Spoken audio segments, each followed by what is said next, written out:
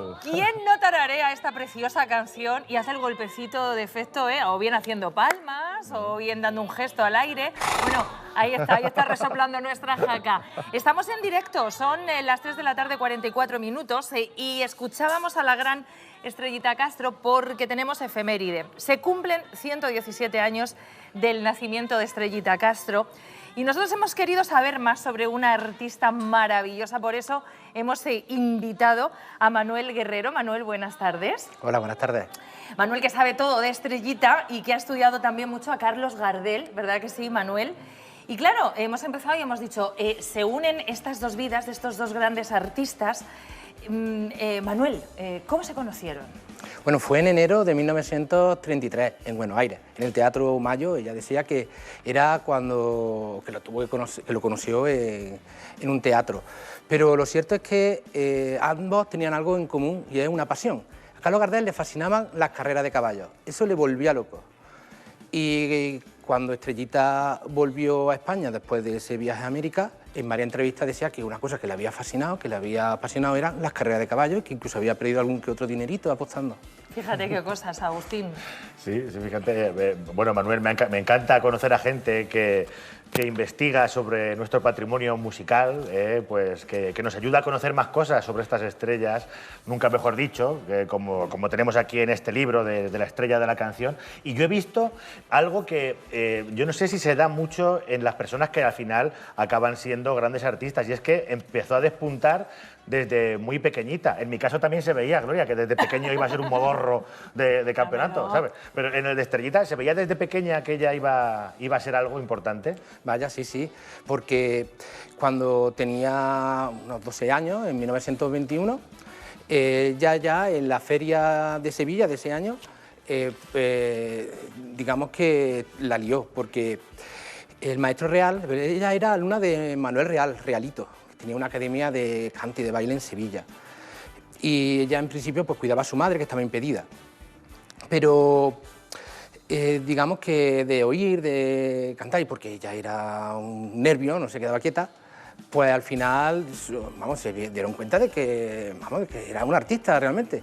Así que la llevaba también a la feria a cantar, a bailar en las casetas, y tuvo que armarla de tal modo que para que en una feria en la que van toreros famosos, gente conocida, artistas de primera línea de la época, dedicaran unas 10 líneas a Estrellita, que era totalmente desconocida en la prensa. Es la primera referencia que he encontrado sobre ella, en el año 1921, y es como que había puesto en pie a toda una caseta. Es fascinante. Tenía una hermana que se llamaba Gloria. Anda. Sí, Mira, y además por aquí me ha dicho Manuel, ya bailaba su hermana, ¿verdad? Sí. Lo llevaban un poquito en la sangre. Exactamente. Bueno, Manuel ha tenido que investigar cada dato de Estrellita porque hay algo que me ha resultado muy curioso, y es que ella era muy fantasiosa.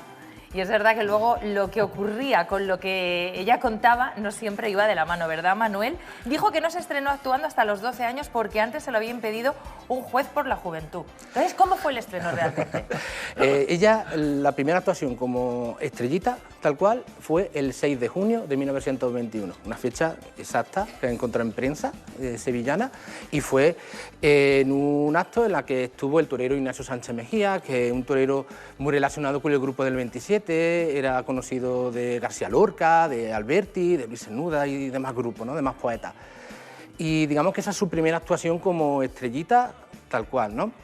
Luego siguió actuando en otras poblaciones de provincias limítrofes, también estuvo en Castilla-La Mancha, por supuesto también en Cuenca, que son la gente que nos acompaña hoy aquí.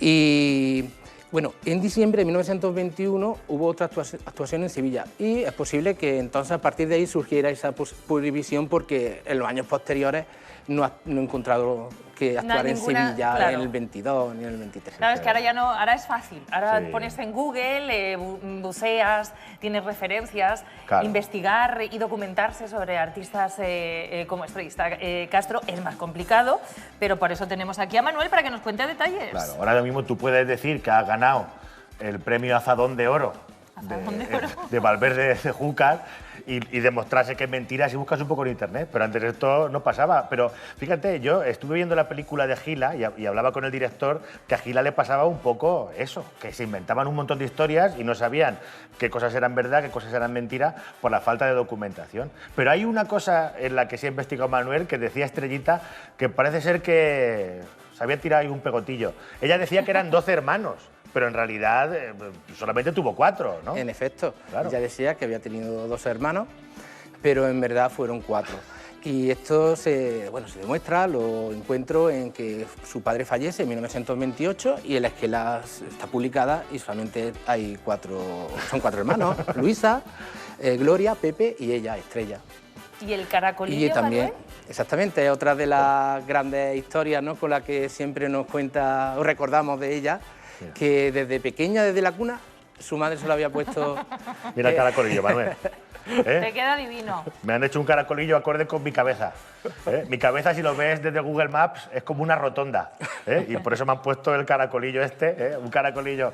Fíjate, la persona que haya estado trabajando toda la mañana para hacer esto. De verdad, hay que darle una semana de vacaciones. Y vas tú y se lo destrozas. Bueno, el de Agustín ya sabemos que es postizo y malamente. ¿El de Estrellita?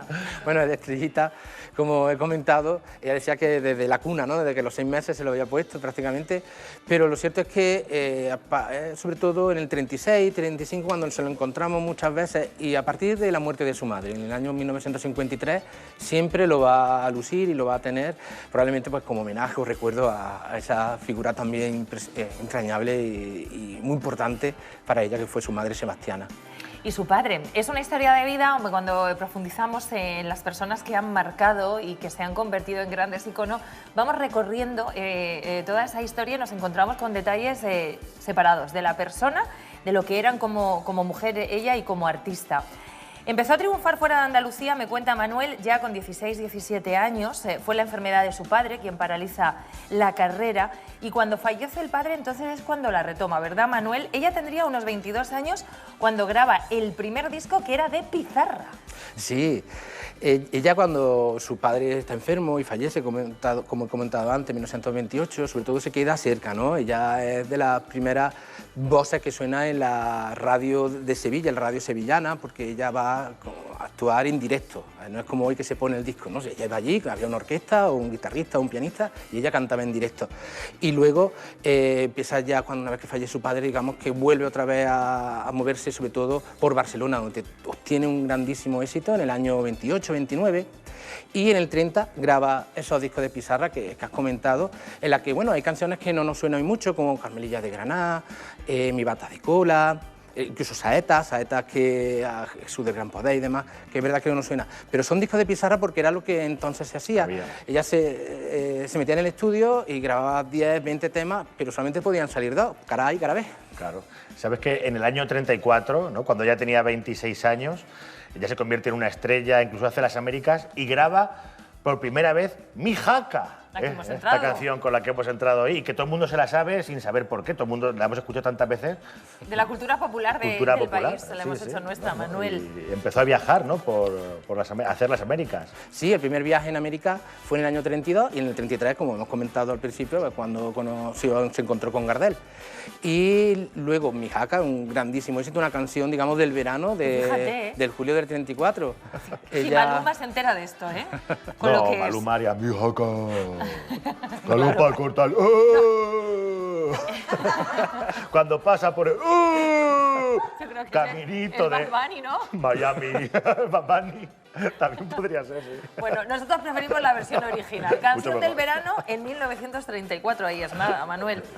Bueno, vamos avanzando un poquito porque, claro, si vamos de manera correlativa, vamos a llegar a una época en nuestro país complicada. Llega la guerra civil, ella marcha a Cuba y allí Manuel rodó películas como El barbero de Sevilla, Suspiros de España. Y hay una cosa que también es característica de Estrellita Castro, que era una mujer moderna. En la época pues no se veía, no era fácil ver a una mujer conduciendo, pero ella conducía su propio coche. Sí, en el año 35 hay un reportaje de que lleva a una periodista, vamos, a la montaña y dice que ella conducía alegremente. Y luego cuando pasa la guerra he encontrado otro artículo en que ella tiene coche, vuelve a conducir, incluso le recomienda que tenga un chofer. Eso de que conduzca una mujer... Claro. No estaba bien visto. No era la Que época. hemos avanzado. Qué bonito, Suspiro de España. ¿No te recuerdas? A mí yo me acuerdo de mi abuelo que la escuchaba y siempre que la escuchaba lloraba. Mi abuelo. ¿Tú o tu abuelo? Mi abuelo. Y yo cada vez que la escucho me acuerdo de mi abuelo y también casi lloro, también, ¿sabes? Porque es una canción que a él le emocionaba mucho, mi abuelo Agustín. Bueno, pues es el recuerdo. Yo tengo aquí el libro, se habrán preguntado ustedes. Y claro, hemos enlazado a Gardel con Estrellita Castro y es que Manuel fue primero el libro de Gardel, el que tú escribiste, y a raíz de investigar y tomar nota de lo que ocurría, aparece el personaje de Estrellita Castro y tanto te emociona que decides escribir este libro, ¿no es así? En efecto, porque Gardel es una de mis pasiones y cuando vi que se había encontrado en algún punto con Estrellita Castro quise saber cuándo, porque uno de los motivos es precisamente cuándo viajó por primera vez a América. Pues aunque parezca increíble, en el siglo XXI uno daban fecha de 1920 y algo, otro 1930. Esto no puede ser, tiene que haber una fecha exacta y eso es lo que quería hacer. Y a partir de ahí, pues ya dije, ¿por qué no presentar una parte de la vida de Estrellita, que es la estrella de la canción, de una manera distinta? Porque Gardel es un ensayo y la estrella de la canción es una novela. ¿Y dónde se puede encontrar, Manuel? Para aquellos que quieran leérsela, porque hoy una lectura veraniega maravillosa. Pues en cualquier librería se puede pedir, a cualquier librería de barrio, que esté cerca de casa, y si no, incluso también por internet, y llega al día siguiente. Pues porque nosotros en nuestro país somos muy dados al olvido y este programa se basa mucho en el recuerdo, en las vivencias. La recomendación, yo ahora que llevo la copla metida en vena, quiero recomendar este trabajo de Manuel Guerrero que ha venido a presentarnos y a hablarnos de una mujer que brilla y no solo por el nombre, Estrellita Castro, con la que hemos hecho este arranque. Pues Manuel, gracias por descubrirnos un poquito más a esa gran mujer y a esa gran artista y gracias por haberte documentado lo suficiente como para conocer más a las grandes folclóricas y copleras del país. El primer aplauso de la tarde va para ti. Muchas gracias.